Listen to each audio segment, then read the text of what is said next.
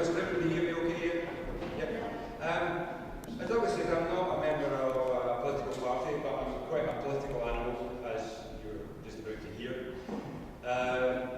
Some of us they seem quite right about coming out for a night, enjoying yourself and listening to songs and other bands and listening to a political speech, but it'll be short, don't worry, it will be short. Supporters of independence will always be able to cite examples of small, independent and thriving economies across Europe, such as Finland, Switzerland and Norway. It would be wrong to suggest that Scotland could not be such a successful, independent country. These are the words of David Cameron in April 2007. David Cameron, you know David Cameron? Who's that? David Cameron, 2007, right? There is no disputing the fact that Scotland could be a successful, independent country. Even David Cameron thinks so. I grew up in a working class family, Labour supporting family. Most of them still support Labour, probably still vote Labour, I guess. And I remember the Thatcher years, I remember Margaret Thatcher lovingly. And what she did for Scotland, like gave us a poll tax and stuff. And how we cheered when Tony Blair was elected, how we cheered from the rafters, because this here at last was a chance to, in a sense, right the wrongs that had been happening, to create that kind of fairer society that we thought we would like to be living in. So Tony Blair came in and almost immediately set about carrying on the work of Margaret Thatcher, to the point where he more or less created the kind of UK that we live in today. That is the UK that is the fourth most unequal society in the civilised world. That is the UK where there's a food bank opening every 4 days. That is the UK where 1 child in 3 is living in poverty. And in some parts of Glasgow it's actually 1 in 2. 50% of our children living in poverty in what is one of the richest countries in the world. Why is that? Doesn't have to be that way. Doesn't have to be that way. Austerity is for us. Austerity isn't for David Cameron and company. That austerity isn't affecting them at all. It's a nice word, austerity. It sounds okay. It sounds like something you have to do and you have to suffer. But it doesn't have to be that way. That's a choice. Bankers are not suffering austerity. You know, the financial sector in London, they're not suffering from the effects of austerity. You know, when I was a wee boy, we used to have this game, we used to pretend that, what would it be like to be a millionaire? Imagine somebody gave you £1 million, what would you do with it? Do you remember that? Maybe you used to play that imaginary. Imagine what it would be like. Do you know how many millionaires there are in Britain today? Actual millionaires. Most of them, of course, are not millionaires, they're actually multi-millionaires.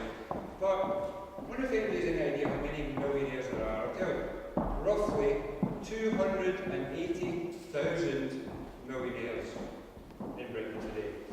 This is a wealthy country we live in. The issue is not about us being poor, the issue is about the distribution of the wealth and who is in control of it, if you like. The referendum next year is about one thing and one thing only. It's not about political parties, it's not whether you're a Labour supporter, Conservative supporter, SNP supporter. It's about one thing only. It's about, do you think the people who live and work in Scotland should make the decisions that affect Scots and Scotland, or do you think the decisions should be made in Westminster? Plain and simple, that's the question. That's the only question that's on the ballot box. So that's in a sense what we collectively have to make our minds up about. Look at what we do well in this country and always have. Look at the things we have control of. For instance, we have our own distinct and separate legal system, which is the envy of most of the world actually. We have our own separate and distinctive education system, which is the envy of most of the world. have for a small country, we have 3 universities in the top 100 universities in the world. We have a system where people are educated on their ability to learn, not on their ability to pay. We have a separate and distinct National Health Service. I mean, you hear the National Health Service being discussed on the BBC, people tend to forget that. When we're talking about the National Health Service in England, it's a quite separate system. And of course, that separate system in England is currently being privatised, sold off bit by bit, as, of course, is the Royal Mail about to be sold. It doesn't have to be that way. It doesn't have to be that way. We have a choice. We have a clear choice. And we have the ability, the skills, the resources to make it work. People always say to us all the time when we're campaigning in the street, can we do it? Do we have the ability? Do we have the finances? Perfectly legitimate questions. And the answer to all these questions is, of course, absolutely. This is a rich country. We have the resources, we have the natural resources. We never thought we'd see the day when we were praising the kind of climate and weather we have in this country. But that wind and rain, believe it or not, that's a rich source of energy for us. Look at the problems that the planet's facing at the moment, the key problems, the key issues. Another major report this week about climate change and how we need to move to saving the planet and using sustainable energy. Well, friends, we have the sources here of that sustainable energy. The new tidal energy project in the Pembrton Firth is about to start. The biggest tidal energy project in Europe will by 2020 be providing 40% of the power for homes in the Highland region of Scotland. Multiply that right around the coast, right across the country. These are the kinds of resources we have. We could, within a few years, not only be self-sufficient in energy, and let's face it, a lot of the problems in the world are caused by our dependence on oil, and who owns the oil. We could be self-sufficient, not only self-sufficient in energy, but we could actually be a net exporter of energy. We could be selling it to the rest of the world. We have the people in Scotland, us, you.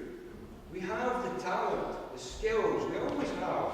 We always have had. If you go back to the 18th century in Scottish Enlightenment, for goodness sake, Scotland created the modern world. We had the scientists, the philosophers, the writers, the doctors, in abundance. And we still have them today. We've still got these talents in our people today. And sadly, much of that talent is not being realised at the moment because we're dependent on Westminster providing the circumstances for our people to thrive. It doesn't have to be that way. We have a choice. For most of us, or for many of us, it will be a once only ever choice. Certainly for me. This is a once in a lifetime choice for me. I've been thinking about this for the past 40 years at least. This will be my chance. But it's not about me. It's about our children. And it's about our children's children. These children who are currently living in poverty. They don't need to be. We can make it different for them. We can stand, next year we can stand on this earth and say, I help to start Scotland make a better, fairer society for everybody. Thank you very much.